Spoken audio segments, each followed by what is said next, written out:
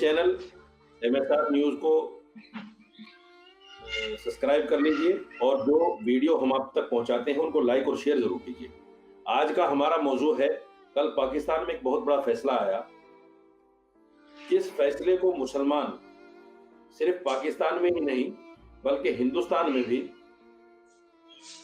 इस नजर से देख रहे हैं कि ये कहीं ना कहीं इमरान खान के साथ नाइंसाफी हुई है।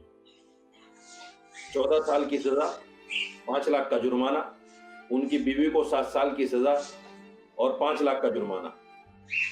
ये ऐसी सजा है जो कहीं ना कहीं बुग़्ज़, इनाद, हसद और बहुत सारी चीजें इसमें अगर शामिल की जाएं उन पर मबनी देख रहे हैं लोग। ये मेरा नजरिया भी है और बहुत सारे लोगों का भी है। इसी पर हम बात करेंगे कल के केस पर। हमारे साथ ज़मीर साहब जुड़े हैं, पाकिस्तान के बहुत जाने माने जर्नलिस्ट हैं, अक्सर टीवी चैनलों पर आप इनको देखते होंगे। इस केस को सही जानने के लिए हमने कल एक वीडियो बनाई थी इस पर, उसका अच्छा रिस्पॉन्स आया, तो आज मैंने रिक्वेस्ट की, ज़मीर साहब मेरी रिक्वेस्ट पर हाजिर हुए। मैं इस्तेमाल करता हूं सबसे पहले अपने चैनल पर ज़मीर साहब का बहुत शुक्रिया आपका सर। और सबसे पहले बहुत शुक्रिया करता हूं सर, इमरान खान के लिए जो कल फैसला आया है इसको आप किस नजरिए से देखते हैं? ये कानूनन सही है या कुछ इसमें पेचीदगियां हैं? देखिए मौलाना साहब, पाकिस्तान में कानूनन सही और गलत के मामलात कभी कभी बहुत पीछे रह जाते हैं। बुनियादी तौर पे इमरान खान के खिलाफ ये जिस बुनियाद पे केस बनाया गया था, जो कि अल कादर ट्रस्ट कायम किया था इमरान खान ने, और उसकी बुनियाद ये बनी थी कि इमरान खान के दौर में मलिक रियाज एक पाकिस्तान का बहुत बड़ा बिजनेस था, उसको सुप्रीम कोर्ट ने सजा दी थी कि वो 550 अरब रुपए जो है वो पाकिस्तान की अदालत में जमा करवाएंगे जुर्माने के तौर पे, क्योंकि उनके ऊपर ये जुर्माना था कि उन्होंने सिंध में एक बहरिया टाउन नाम की एक सोसाइटी बनाई थी, जिसके लिए उन्होंने जो सरकारी ज़मीनें थी, यानी जो अवाम की ज़मीनें थी, गवर्नमेंट पाकिस्तान की और सिंध गवर्नमेंट की, उन ज़मीनों पे नाजायज़ कब्जा करके ये सोसाइटी बनाई थी। और उसके बाद फिर ये साबित हो गया था कि वो सारी सरकारी ज़मीनें थी जहाँ पर जालसाजी करके उन्होंने ये बहरिया टाउन बनाया था। तो उन्होंने, सुप्रीम कोर्ट ने पहले बहरिया टाउन की NOC कैंसिल कर दी थी जी। उसके बाद मलिक रियाज पाकिस्तान के बहुत बड़े पावरफुल और पैसे वाली शख्सियत है, तो उन्होंने कहीं ना कहीं से अपने लिए रास्ता निकाल लिया। तो जो जाली सोसाइटी थी उसको 1 नंबर करवा के उन्होंने जुर्माना करवा दिया कि जुर्माना दे दो और फिर ये सोसाइटी आपकी 1 नंबर हो जाएगी। तो ये इब्तिदा से ही जो 2 नंबरी हुई थी, जो सिंध के अवाम का पैसा था या सिंध के अवाम की जो ज़मीनें थी, पाकिस्तान का एक सूबा सिंध है, उसके अवाम का जो एक प्रॉपर्टी थी उस पे जो सरकारी तौर पे कब्जा किया था मलिक रियाज ने, उसको 2 नंबरी करके उस पे जुर्माना कर दिया गया।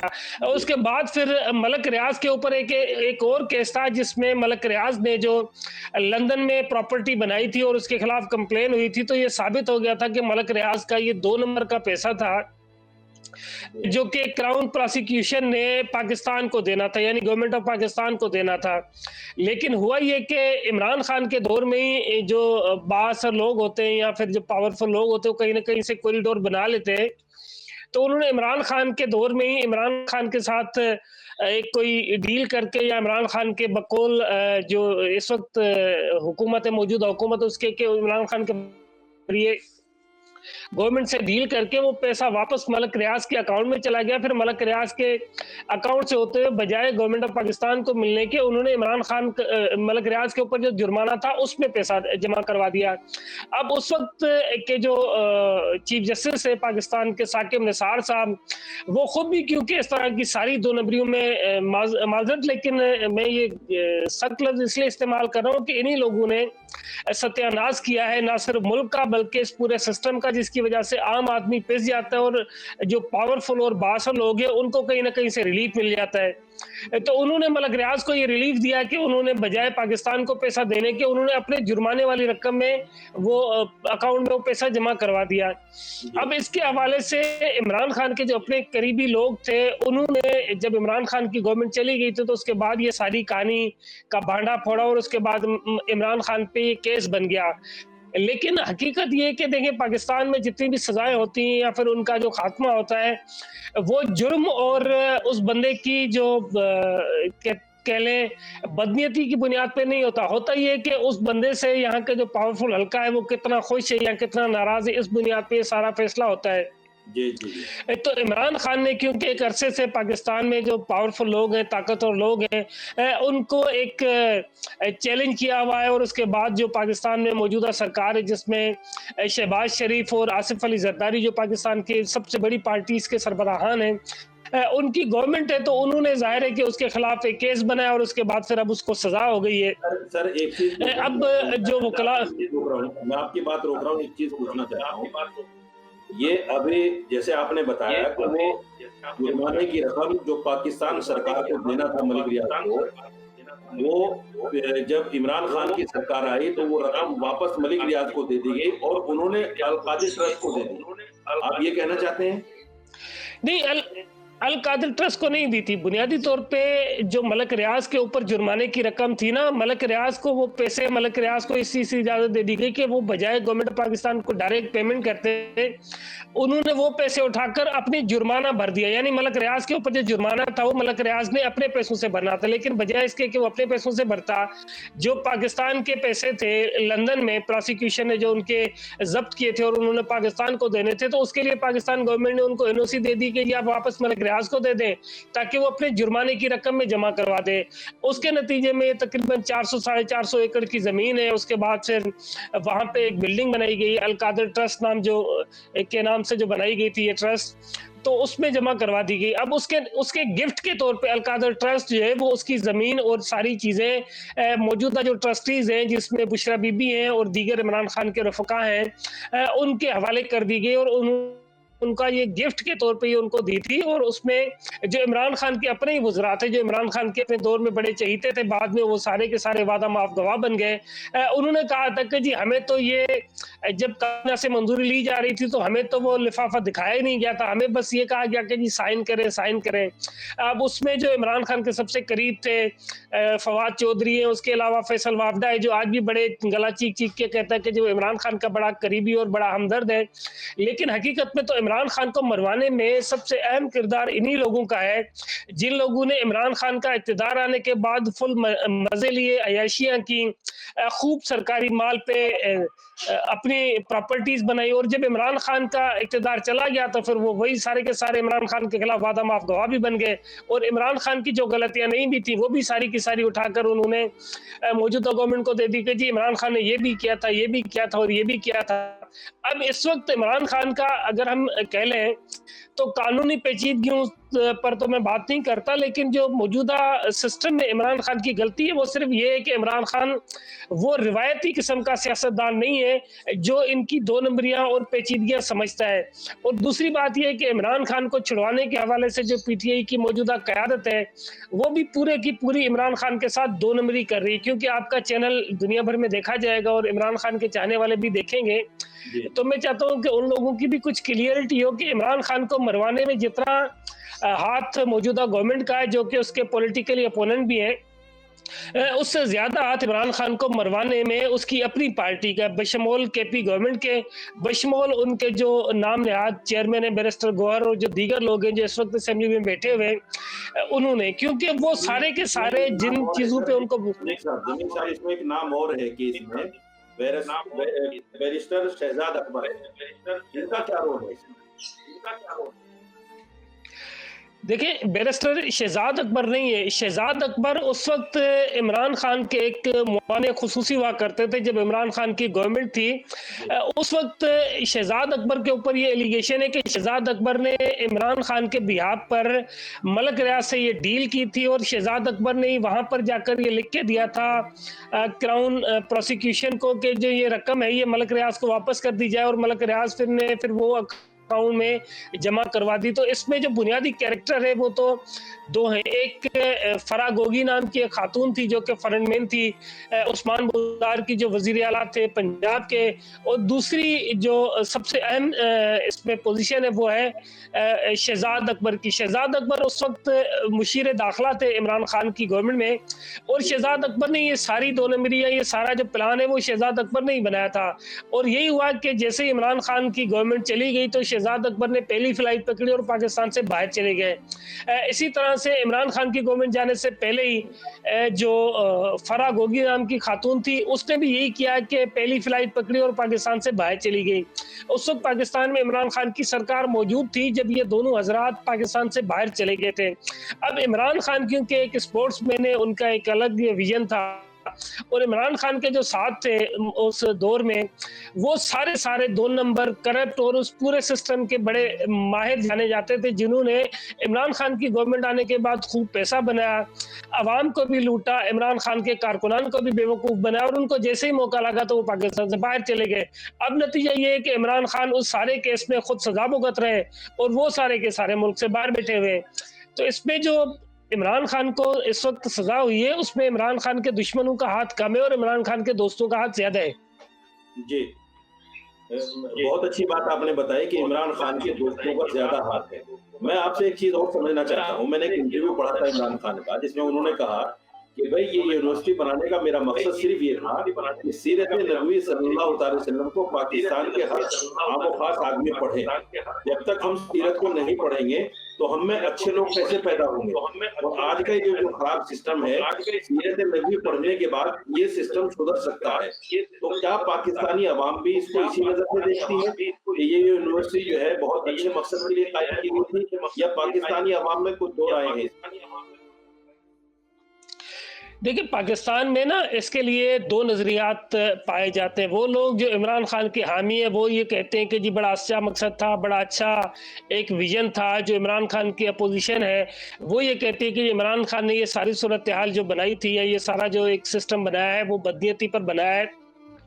देखिए, बुनियादी तौर पे मेरी नज़र में, क्योंकि मैं एक जर्नलिस्ट हूँ, तो मैं इस्लामाबाद में रहते हुए सारे मामलात को बड़े करीब से देखता हूँ। मेरी नज़र में इमरान खान की 2 बड़ी गलतियां हैं। एक गलती तो ये है क्योंकि इमरान खान उस वक्त प्राइम मिनिस्टर थे। इमरान खान को चाहिए था कि वो बतौर प्राइम मिनिस्टर ये जो अल-कादिर ट्रस्ट बनाया था, उन्होंने एक ट्रस्ट के तहत यूनिवर्सिटी कायम की थी, उसको गवर्नमेंट ऑफ पाकिस्तान के तहत ऐलान करते, उसके लिए फंड मुख्तस करते और यूनिवर्सिटी बना देते।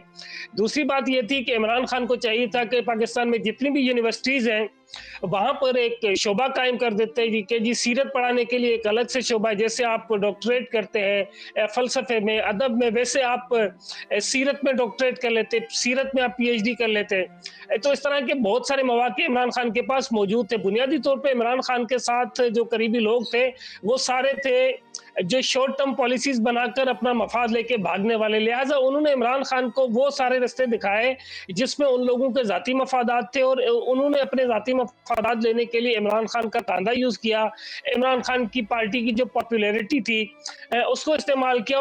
उन्होंने ये पूरा एक ऐसा सिस्टम बना दिया जिसका ना फायदा हुआ ना नुकसान।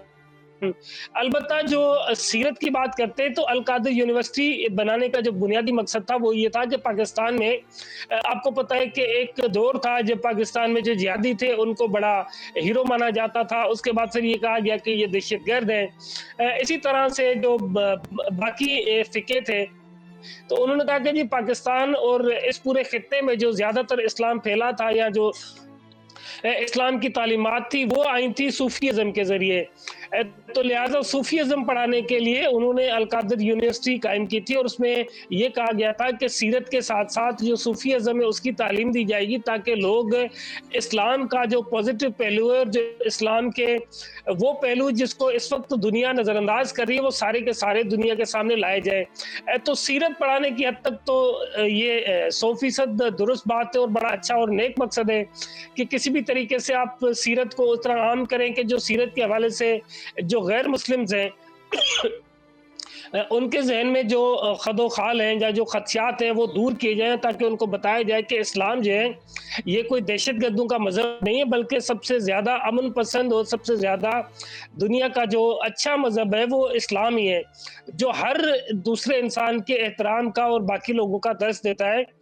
तो इस हवाले से तो इमरान खान की जो नीयत थी है बिल्कुल दुरुस्त थी, लेकिन उसके जो तरीक़ेकार अपनाए गए थे उसका फ़ायदे के बजाय नुकसान हुआ है इमरान खान को। जी, आपका कहना ये है कि अल-कादिर ट्रस्ट में इमरान खान को या बीबी बुशरा जी को खुद शामिल नहीं होना चाहिए था, बल्कि उसको पाकिस्तान सरकार के अंडर में लाकर ये यूनिवर्सिटी सरकार के अंडर में होती, जैसा अभी कल का जो फैसला आया है, जज जो थे नासिर जावेद, उन्होंने साफ कहा है कि वो जमीन सरकार अपने अंडर में ले और वो यूनिवर्सिटी सरकारी रहेगी। तो आप यही चाहते थे जो कल हुआ है? अब आपका कहना यही है कि ऐसा होना चाहिए था?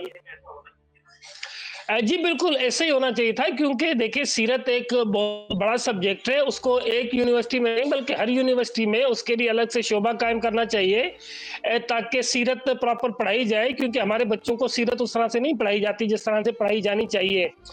तो ये तो सबसे अच्छा और अहम फैसला है, ये तो मैं तो कहता हूँ कि इमरान खान ने नहीं किया, जो गलतियाँ करनी थी उसने कर ली, लेकिन मौजूदा गवर्नमेंट को चाहिए कि मौजूदा गवर्नमेंट इस पे तवज्जो दे और हर यूनिवर्सिटी में एक अलग से चेयर कायम करे सीरत के नाम पे और हर यूनिवर्सिटी में ये सब्जेक्ट पढ़ाया जाना चाहिए और पीएचडी सीरत पे भी होनी चाहिए ताकि आपका जो इस्लाम के हवाले से जो गैर मुस्लिम हैं उनके जहनों में जो नजरियात हैं या जो खदशात हैं उन दूर किया जाए या फिर आप उस तरह से डिबेट कर सके दुनिया भर के साथ के जिस तरह के वो हम पे एलिगेशंस लगाते हैं उसके हवाले से आपके पास एक प्लेटफॉर्म होना चाहिए जहां से आप उनको जवाब दें। तो इसके लिए सीरत का जो मौजू है ये तो इंतहाई अहम और वसी मौजू है। मेरे ख्याल में तो डॉक्टरेट और जो दीगर साइंसी उलूम है उससे ज़्यादा सीरत पे तवज्जो देने की ज़रूरत है और ये सीरत ही वो वाहिद रास्ता है जो कि आपके ना सिर्फ मसाइल को हल करती है बल्कि दुनिया भर के लिए एक रोशनी का पैगाम ला सकती है। तो इस हवाले से इमरान खान को ये जो सूरत-ए-हाल अभी कल जैसे उन्होंने फैसला किया कि इस यूनिवर्सिटी को सरकारी तहवील में ले लाना चाहिए तो इमरान खान को कायमी सरकार के तहत करनी चाहिए थी ताकि एक तो इमरान खान के ऊपर ये एलिगेशंस नहीं आते। दूसरी बात ये कि सीरत का वो सब्जेक्ट है जिसको रियासत के अंदर ही पढ़ाया जाना चाहिए ताकि ना कोई एक तबका या कोई एक फिका उस पे क्लेम कर सके, ना ही कोई इस पे और डिस्प्यूट हो ना। तो इसलिए सीरत के हवाले से जो यूनिवर्सिटी को सरकारी तहवील में लिए जाने का फैसला ये मेरे ख्याल में सबसे ऐसे निकाम है। जी जी जमीर भाई, मैंने उस इंटरव्यू में इमरान खान को ये भी कहते हुए सुना कि देखो जो भी ट्रस्ट बनाया जाता है उसमें उन जानकार लोगों को लिया जाता है जो उसके पीएचडी रखते हैं, उसकी अच्छी जानकारी रखते हैं। बुशरा बीबी को इसलिए लिया हमने क्योंकि उनकी सीरत पर पीएचडी है, वो सीरत को बहुत अच्छी तरह जानती है। तो मेरा मानना ये है कि चलिए कल का जो फैसला है बदनवानी हो सकती है और उस बदनवानी का जो आपने तजिया बताया है कि मलिक रियाज के थ्रू जैसे जैसे हुआ है, ये फैसला ऐसे भी तो हो सकता था कि इमरान खान को 14 साल की और 7 साल की बीबी बुशरा को सजा न देकर सिर्फ ये कहा जाता कि भाई ठीक है, ये जमीन सरकार अपने अंडर में लेती है और इमरान खान को चेतावनी देती है कि अब आपका इस यूनिवर्सिटी से कोई लेना देना नहीं। देखिए अदालत में ज़ाहिर है कि इमरान खान के अपने वकला पेश हुए थे, फिर जो गवर्नमेंट के वकला थे उन्होंने पेश होकर अपने अपने दलाइल दिए। देखिए गवर्नमेंट ऑफ पाकिस्तान तो ये मानती है कि इमरान खान ने ये सारा कुछ जो किया है ये बदनीयती की बुनियाद पे किया है और वो पाकिस्तान का पैसा जो 190 मिलियन पाउंड था वो मलक रियाज को दे दिया गया और उसके नतीजे में रिश्वत के तौर पे इमरान खान ने ये ज़मीन ली थी और ये पैसे लिए थे जिस पैसों की बुनियाद पे ये यूनिवर्सिटी कायम की है। तो इमरान खान को जो सज़ा दी गई है वो बुनियादी तौर पे उस बुनियाद पे दी गई थी कि जो बादियो नज़र में इमरान खान के ऊपर एलिगेशन है कि इमरान खान ने ये करप्शन की है। लेकिन जिस चीज़ पे ज़्यादा फोकस करने की ज़रूरत है वो ये कि एक तो इमरान खान के यकीनी तौर पर वकला की टीम इसको हायर अदालतों में ले जाएगी और वहाँ पर अपना केस डिफेंड करेगी।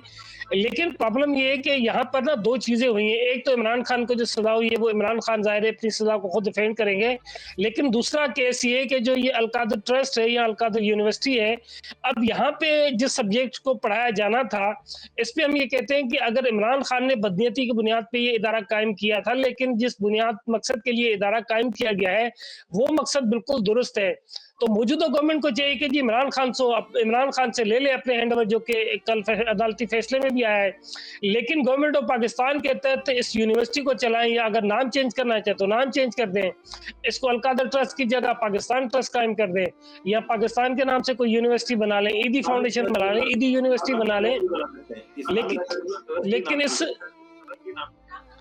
हाँ, इस्लामिक ट्रस्ट बना लें, लेकिन इसके तहत जिस मकसद के लिए यूनिवर्सिटी कायम की गई थी उसको चलने दें। और दूसरी बात यह है कि अगर उनको ये लगता है कि जी इमरान खान ने इसमें फिर भी कोई आगे पीछे किए हैं तो देखिए, पाकिस्तान में एक इस्लामी नज़रियाती काउंसिल के नाम से एक इदारा कायम किया गया है, जो कि तमाम मकतबा फ़िक्र के जो लोग हैं, उनको उसमें शामिल किया गया है। इसी तरह की एक यहाँ पे बोर्ड बनाया जाए, जिसमें तमाम जो मकतबा फ़िक्र हैं, जिसमें फ़िक़्ह जाफ़रिया है, फ़िक़्ह हनफिया के मुख्तलिफ़ मसालिक हैं, जैसे अहले हदीस है, देवबंद है, बरेलवी है, इसी तरह से जो दीगर मकातिब फ़िक्र हैं, उन तमाम लोगों के जो उलमा हैं कि एक ज़ेरे निगरानी एक बोर्ड कायम किया जाए और उनको इसके ऊपर उनके हैंड ओवर कर दिया जाए। चलाएगी इसको गवर्नमेंट ऑफ पाकिस्तान, लेकिन उसके जो बाकी मामलात को देखने के लिए एक ऐसा बोर्ड बनाया जाए कि पाकिस्तान के काबिल उलमा हैं, उनकी तमाम फ़िक़्हों से लिया जाए। मैं ये नहीं कह रहा हूँ किसी एक फ़िक़्हे को लिया जाए या जिस फ़िक़्हे से मेरा ताल्लुक है उससे लिया जाए। मैं कहता हूँ तमाम जो फ़िक़्हे हैं, उन सबको मिलाकर एक बोर्ड कायम किया जाए। उन फ़िक़्हों के जो जय्यद उलमा हैं, उनको उस बोर्ड में शामिल किया जाए, ताकि एक एक सवाल और मैं आपसे करना चाहता हूँ। जो सवाल हिंदुस्तान के मुसलमान और जहाँ-जहाँ मुसलमान हैं और उनकी नज़र में इमरान खान को लेकर है, और वो ये है कि इमरान खान की छवि आम जगहों पर दूसरे मुल्कों में इस नज़रिए से अच्छी है कि उसने सरकारी गाड़ियों का या सरकारी बंगलों का या इन तमाम चीज़ों का इस्तेमाल न करके एक मिसाल कायम की है सरकार बनाने में। ये तो करप्शन के खिलाफ है। तो ऐसा आदमी जो करप्शन के खिलाफ था, वो करप्शन कैसे कर सकता है? ये ज़रा समझाइए। देखें, पाकिस्तान में 2 तरह के नज़रियात हैं। एक तो वो नज़रिया है जो कि इमरान खान के हामी है, वो इमरान खान के बारे में ये शबीह ज़ाहिर करते हैं कि इमरान खान बहुत अच्छा। जी, आप कुछ कह रहे हैं? आपकी आवाज़ नहीं आ रही मुझ तक। नहीं, आप कंटिन्यू कीजिए।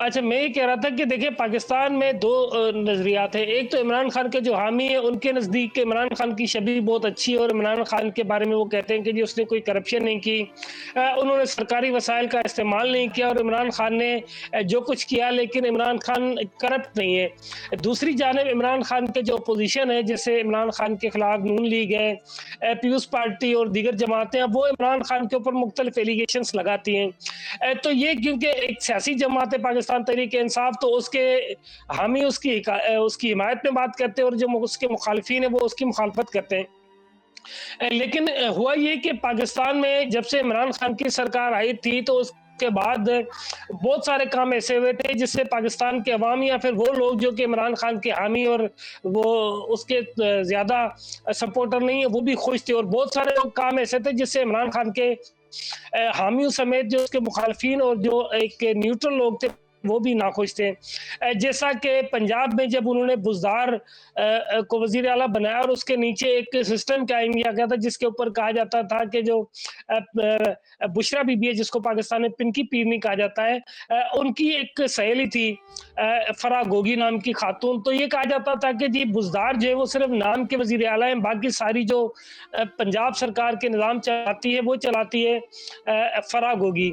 इसी तरह से वफाक में अगर हम देखते हैं, तो वफाक में इमरान खान के बहुत सारे करीबी दोस्त ऐसे थे जिनका पाकिस्तान की सियासत में, पाकिस्तान की अवाम में कोई पॉपुलैरिटी नहीं थी, लेकिन वो सारे जो हुकूमती निज़ाम थे उस पे काबिज़ थे। जैसे इमरान खान के एक बहुत ही करीबी दोस्त हैं जुल्फ़ी बुखारी, उसके अलावा जो इस वक्त इमरान खान की पार्टी को छोड़ चुके फिर वापस आने की कोशिश कर रहे हैं, फवाद चौधरी थे। उसके अलावा इस वक्त जो चीख-चीख के जगह-जगह पे बातें करते हैं, फैसल वावड़ा साहब वो थे। अब फैसल वावड़ा क्योंकि उस वक्त भी उन्होंने 2 नंबरी की थी, फिर उनको कौमी असेंबली की सीट से रिज़ाइन करवा के उसको सेनेटर बनवाया गया। इसी तरह से शहजाद अकबर नाम का एक कैरेक्टर था। इसके अलावा और बहुत सारे लोग थे, जैसे वज़ारत पेट्रोलियम का एक बड़ा स्कैंडल था कि जो वज़ीर मुआवने खुसूसी बराए पेट्रोलियम थे इमरान खान के, वो खुद उनकी अपनी पेट्रोलियम की कंपनीज़ थी और उन्होंने अपनी कंपनीज़ में बिलियन ऑफ ट्रिलियन डॉलर्स जो है वो कमाए थे। इसी तरह से एक और हैं पाकिस्तान के बड़े मारूफ बिजनेसमैन हैं, तो उन्होंने ट्रिलियन डॉलर कमाए। तो ये कहा जाता है कि जी इमरान खान ने या तो खुद करप्शन की या फिर इमरान खान ने अपने साथियों के ज़रिए मिलाकर जो सरकारी वसाइल थे या जो सरकारी ओहदे थे उनका इस्तेमाल करते हुए बहुत ज़्यादा पैसा बनाया। अब इमरान खान के जो करीबी साथी हैं, उसके ऊपर अगर हम ये कहते हैं कि उन्होंने बहुत पैसा बनाया, तो इसमें कोई शक नहीं, उन्होंने बिल्कुल पैसा बनाया और खरबों डॉलर बनाए। लेकिन अगर हम ये बात कहते हैं कि इमरान खान के अपने ऊपर कोई एलिगेशंस है या इमरान खान के अपने अकाउंट से कोई इतने पैसे बरामद हुए हैं, तो वो चीज़ नहीं है। अब ये वो बातें हैं जो हक़ाइक़ हैं। ना मैं इमरान खान की मुखालफत में बात करता हूँ, ना ही मैं उसकी हक़ में बात कर रहा हूँ। मैं वो बात कर रहा हूँ जो न्यूट्रल है, जो कि उसके देखने वाले या उसके जो चाहने वाले उनको भी पता होनी चाहिए, जो उसके मुखालफिन है उसको भी पता होनी चाहिए। तो जी, इमरान खान की जो दौरे हुकूमत थी, उसमें जितने भी इमरान खान के करीब लोग थे, वो पाकिस्तान के इंतहाई बदतरीन, करप्ट और एक तरह से वो लोग थे जिनको कहीं कोई पनाह नहीं मिलती थी, वो तो इमरान खान की पार्टी में आ गए। अब जैसे ही इमरान खान की गवर्नमेंट चली गई, वो सारे के सारे इमरान खान के करीब से ऐसे हुए जैसे इमरान खान के साथ कभी वो रहे ही नहीं थे। तो उन लोगों ने पाकिस्तान में इमरान खान की सरकार में बहुत पैसा बनाया। लेकिन अगर हम ये कहें कि इमरान खान ने खुद पैसा बनाया, तो ऐसे शवाहिद हमें नजर नहीं आए। अब इमरान खान ने सच्ची हकीकत में पैसे बनाए या नहीं बनाए, ये तो इमरान खान जानता है या फिर अल्लाह जानता है। लेकिन जो हमारे सामने से हकाइक गुजरे, उसमें इमरान खान ने खुद, अगर हम ये कहें कि बहुत पैसा बनाया, तो वो ऐसी सूरत हाल भी हमारे सामने से नहीं गुजरी। लेकिन इमरान खान के जो करीबी साथी थे, अगर हम उनकी बात करें, तो उन्होंने एक पैसा आखिरी बनाया, सवाल तो उन्होंने फिर ट्रिलियन ऑफ डॉलर्स बनाए, और फिर जैसे इमरान खान का दौर हुकूमत जमील खत्म भाई, हुआ, एक तो वो आखिरी पाकिस्तान सवाल, से गायब हो गए। एक आखिरी सवाल, एक आखिरी सवाल। जी, जी। आप इमरान खान की हुकूमत को, जो दूसरी पहली हुकूमत जी, है या जो अब जी। मौजूदा हुकूमत है, आप इमरान खान किसको अच्छा समझते हैं? इमरान खान की हुकूमत अच्छी थी या जो पहले हुकूमत या मौजूदा हुकूमत है? इस्लामिक नुक्ते नजर से और इस नुक्ते नजर से कि समाज को ज्यादा फायदे किसने पहुंचाए? इस्लामिक नुक्ते क्या देखते हैं कि समाज को ज्यादा फायदे किसने पहुंचाए? क्या देखते हैं? देखिए, इसमें मिली-जुली राय है, लेकिन मेरी नज़र में जो मौजूदा पीडीएम गवर्नमेंट है, इसके मुकाबले की अगर हम बात करें, तो इसमें इमरान खान की गवर्नमेंट इनसे तो बेहतर थी। लेकिन अगर हम ये देखें कि जो तरक्याती काम या जो दीगर अवामी सहूलियात के जो काम है, वो फिर पीडीएम गवर्नमेंट ने ज़्यादा किए, इमरान खान की गवर्नमेंट ने उस तरह से नहीं हुए थे। अब इमरान खान के हवाले से जो एक राय कायम की गई है, उसमें इमरान खान के जो हामी हैं, वो ये दलील पेश करते हैं कि इमरान खान की जब गवर्नमेंट थी, उस वक़्त क्योंकि पीडी वो एक पैंडेमिक आ गया था, कोरोना आ गया था, उस वजह से मामलात बड़े ख़राब हुए थे। और जब मौजूदा गवर्नमेंट से हम बात करते हैं, तो वो कहते हैं कि जी इमरान खान पूरी मईशत को तबाह करके गए थे। लेकिन अगर हम ये देखें कि जो अवामी फलाह बहबूद के काम होते हैं, या फिर जो अवामी मंसूबे जैसे मोटरवे है या हॉस्पिटल्स या दीगर मामलात हैं, उस तरह के काम पीडीएम गवर्नमेंट में ज़्यादा हुए हैं। लेकिन अगर हम करप्शन के हवाले से बात करें, तो इसमें कोई शक नहीं है कि जितनी करप्शन मौजूदा दौर में है, इतनी करप्शन इमरान खान के दौर में नहीं थी। जी, तो करप्शन एक के हवाले छोटा से सा इमरान सवाल खान का दौर मौजूदा दौर से कई गुना बेहतर था। बस एक छोटा जी। सा सवाल और उसके बाद में मैं आपका शुक्रिया अदा करूंगा। एक छोटा सा सवाल ये है कि पाकिस्तान की किस्मत ये रही है, किस्मत कहें या बदकिस्मती कहें, कि जनरल जियाउल हक से लेकर जितने भी जो पाकिस्तान के वजीर आजम बने हैं, उनको कहीं ना कहीं तख्तेदार पर या जेल में उनकी जिंदगी को खत्म कर दिया गया, सिवाय मुशर्रफ के, सिवाय सिवाय मुशर्रफ साहब के। तो क्या आपको नहीं लगता कि इमरान खान को भी जो कुछ सजाएं दी जा रही हैं, वो उसी पस मंजर में दी जा रही हैं, इनको खत्म करने की साजिश है?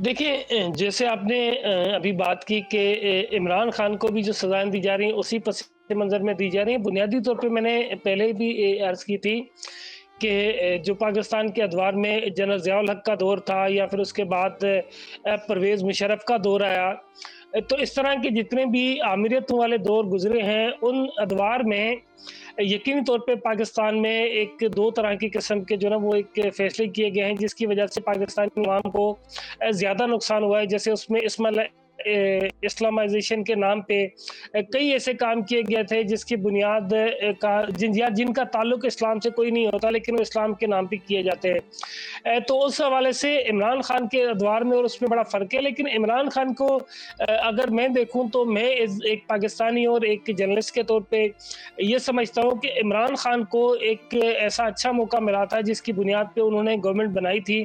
तो उसके बाद उनको चाहिए था कि इदारों को मजबूत करते, और इतना मजबूत करते कि वहाँ पर चाहे कोई गवर्नमेंट में हो, चाहे गवर्नमेंट से बाहर हो, वो सज़ा से बच ना पाता। लेकिन बदकिस्मती से इमरान खान इदारों को मजबूत करने में नाकाम रहे।